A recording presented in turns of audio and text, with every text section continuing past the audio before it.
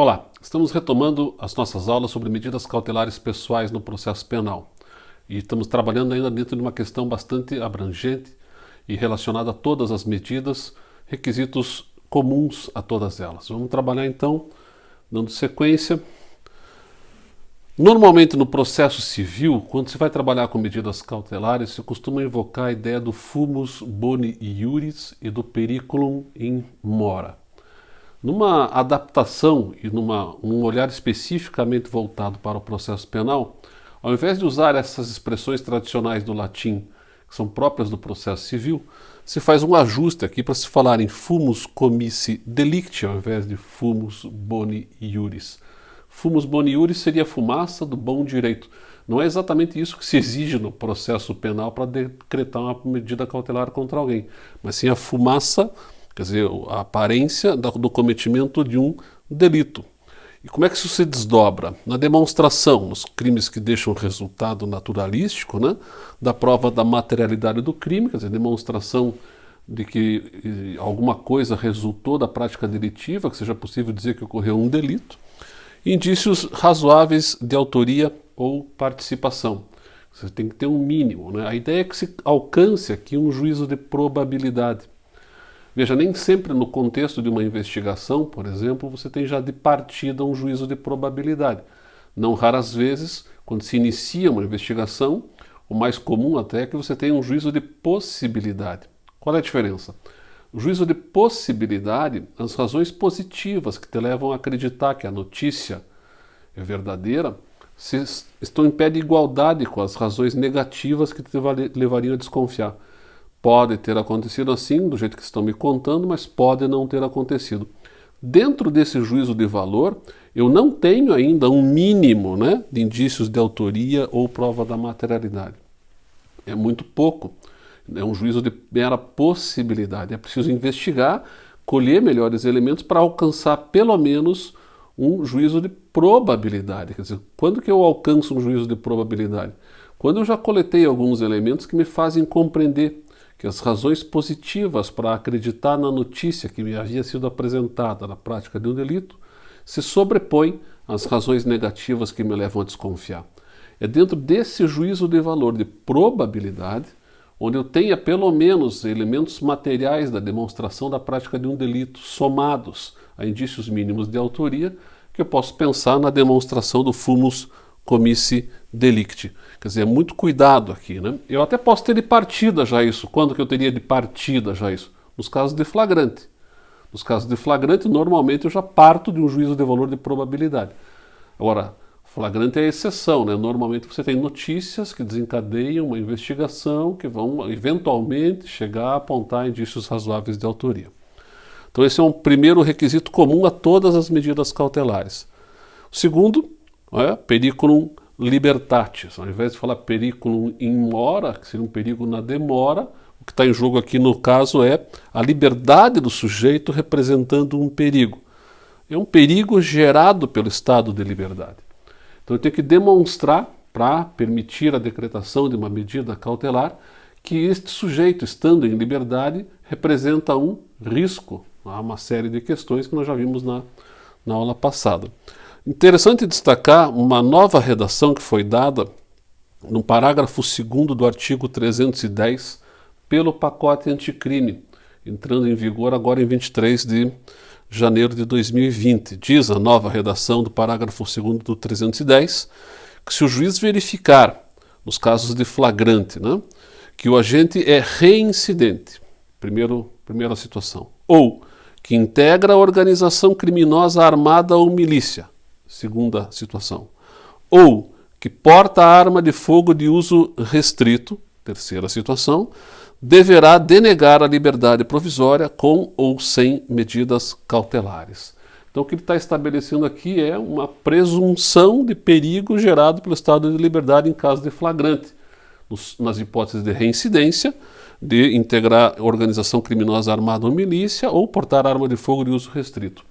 E está explicitando a ideia de que se o sujeito foi preso em flagrante nestes contextos, ele deve seguir preso. A ideia é que não se conceda a liberdade provisória para ele. Nós já tivemos regras assim que foram consideradas como inconstitucionais pelo Supremo Tribunal Federal. Regras que estavam, por exemplo, na Lei dos Crimes Hediondos, depois outra regra na Lei de Drogas, outra regra também no Estatuto do Desarmamento. Vira e mexe o legislador vem com regras desse tipo, dizendo de uma espécie de prisão necessária diante de situações de flagrante delito. O Supremo tem, em todas as ocasiões, se manifestado pela inconstitucionalidade. É muito provável que vá caminhar na mesma linha aqui. Não há ainda uma manifestação do Supremo sobre esse tema. A mudança da lei é muito recente. Seria necessário aguardar uma discussão para que se possa, então, eventualmente trabalhar com uma nova declaração de inconstitucionalidade, que é bem provável que venha, certo? Vamos avançar. Importante também destacar uma novidade que foi introduzida na legislação também pelo pacote anticrime. O pacote anticrime, portanto, muda muita coisa, né? E, na verdade, incorpora aqui uma jurisprudência que já vinha se consolidando nos tribunais superiores, de exigir a demonstração da contemporaneidade do perigo. Quer dizer, não basta que tenha um perigo, o perigo tem que ser atual, tem que ser contemporâneo ao momento em que se pensa na decretação da prisão ou de uma medida cautelar diversa da prisão. Interessante que, como a legislação é um pouco repetitiva e bagunçada, né, porque está prevista essa ideia tanto no artigo 312, parágrafo 2º, quanto também no artigo 315, parágrafo 1º, vamos ler aqui a redação dos dois artigos. 312, parágrafo 2º.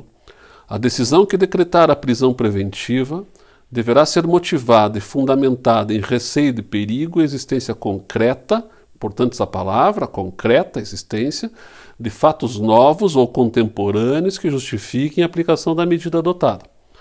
E no 315, parágrafo 1º.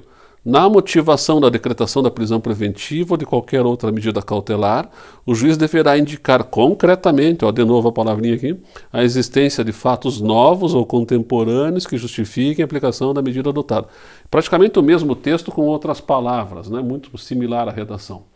Então, em dois lugares diferentes, a partir do pacote anticrime, a partir do dia 23 de janeiro de 2020, incorpora-se no texto da lei uma construção jurisprudencial que vinha já se formando, exigindo a demonstração dessa contemporaneidade. Como eu estava dizendo, não é uma contemporaneidade do crime em si, porque o crime pode ter acontecido há um tempo atrás já, mas é a contemporaneidade do perigo. Quer dizer, eu tenho que demonstrar que agora, neste momento, está atualizada uma situação de risco à sociedade, ou à vítima, ou ao processo, ou à instrução, ou à aplicação da lei, em relação ao sujeito que praticou o delito. O delito pode ter sido praticado há 2, 3 anos atrás, mas o risco tem que ser demonstrado agora, né? Tem que ter uma demonstração concreta, não pode ser um achismo, tem que ter um elemento concreto que me permita dizer nesse sentido. Então isso aqui é bastante importante e reforça uma jurisprudência, como eu estava dizendo. Questões que estão relacionadas a todas as medidas também, a legitimidade para requerer ou representar pelas cautelares. Então eu fiz uma separação aqui, Ministério Público e querelante. Querelante é a vítima autora de uma ação penal privada, tem legitimidade para requerer medidas cautelares tanto na investigação quanto no curso do processo. É importante compreender essa divisão de fases na persecução penal. A investigação é pré-processual, o processo pressupõe já uma denúncia formalizada, né, recebida pelo juiz e o contraditório posto. Então, o Ministério Público e querelante, tanto na investigação quanto no processo. Nós temos uma figura chamada de assistente do Ministério Público, ou assistente de acusação, que é a vítima, um crime de ação penal pública, aparecendo no processo ao lado do Ministério Público para reforçar a acusação. Bom, pressupõe a participação do assistente do Ministério Público, pressupõe um processo já em curso. Por isso me parece que há a possibilidade sim dele requerer, no não requerimento feito pelo promotor, o assistente poderia fazê-lo, mas apenas no curso do processo. Não dá para fazer na fase de investigação porque não tem partes. Eu não posso ter um assistente de uma parte se ela não existe. Já o delegado de polícia, ao contrário do assistente, apenas na fase de investigação, ele pode representar. Então, Ministério Público, querelante e assistente, eles requerem ao juiz. O delegado, porque não é parte e não é assistente da parte, quando muito ele representa na fase de investigação, mas ele também pode fazê-lo. Quem não pode mais decretar prisão preventiva é o juiz de ofício. Quer dizer, de ofício significa dizer justamente sem uma representação do delegado ou sem um requerimento do Ministério Público, do querelante ou do assistente. Nós tínhamos previsto na lei, até o advento do pacote anticrime, veja como o pacote anticrime muda muita coisa, expressamente previsto na lei a possibilidade do juiz decretar de ofício, quer dizer, sem provocação de ninguém. Na nova redação, se suprimiu essa referência à possibilidade dele decretar de ofício, e o entendimento que vem sendo agora construído é de que o juiz não pode mais, de ofício, por iniciativa dele, decretar alguma medida cautelar.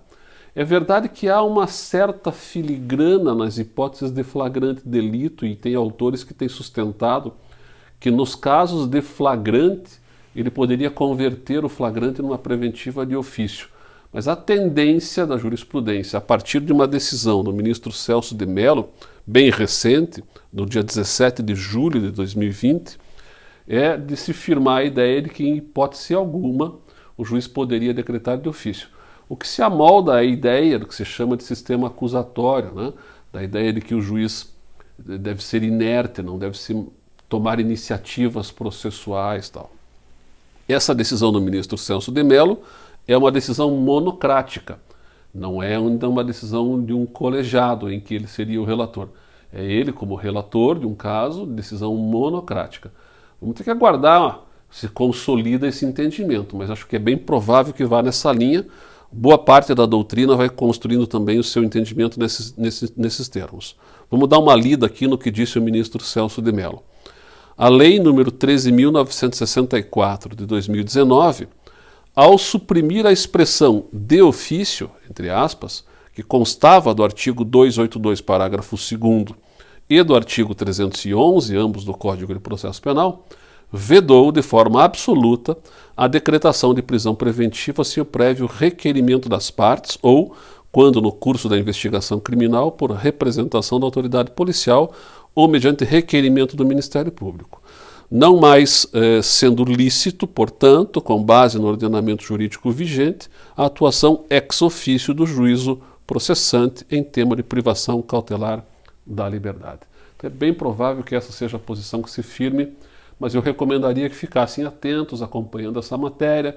A jurisprudência, às vezes, ela é muito oscilante até se firmar, isso tudo é muito novo no processo brasileiro, né? Então é importante ir acompanhando. Também na questão do contraditório, que já tinha sido introduzido no Código de Processo Penal em 2011 e agora veio de novo reforçado pelo pacote anticrime. E é interessante observar que está em pedaços diferentes da legislação brasileira. A gente começa com o 282, que é o artigo que inaugura o título das medidas cautelares no processo penal.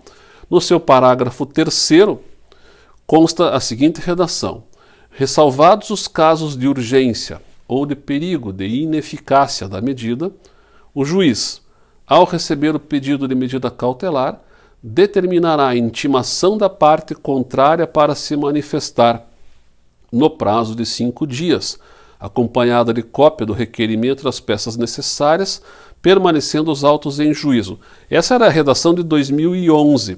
Agora tem um acréscimo aqui, feito justamente pelo pacote anticrime, acrescido pela Lei 13.964 de 2019. Segue a redação dizendo: e os casos de urgência ou de perigo deverão ser justificados e fundamentados em decisão que contenha elementos do caso concreto que justifiquem essa medida excepcional.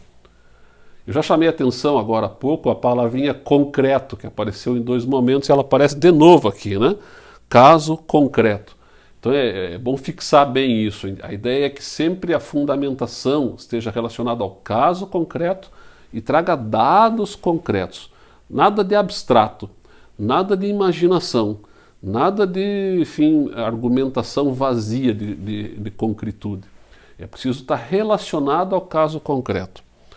E aí, essa novidade, esse acréscimo, ele vem para reforçar a ideia de que o contraditório é a regra, mesmo em medidas cautelares.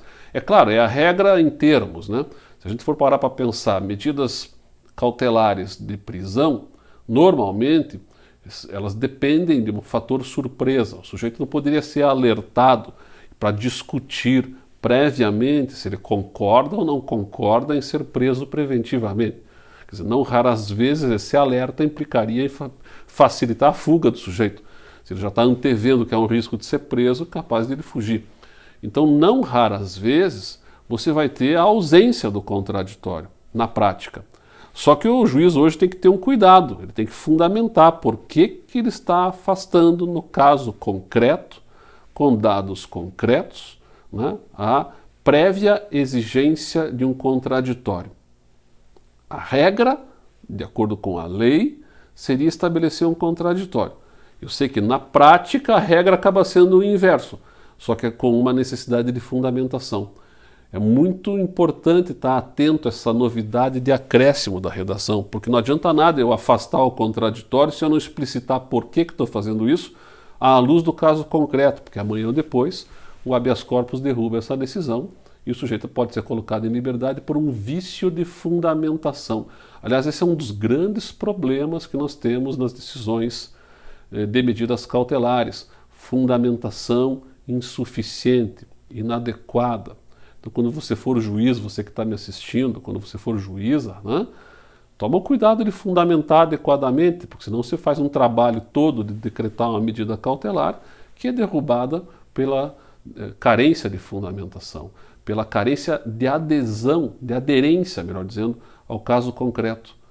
Não adianta usar aquelas decisões padronizadas, né? Nós vimos na aula passada a necessidade de que a fundamentação esteja ligada, vinculada a elementos do caso concreto. E aí também tem uma novidade introduzida no artigo 3º-B, que trata daquela figura do juiz das garantias, que eu imagino que vocês já tenham ouvido falar, porque a gente já fez referência até em outras aulas.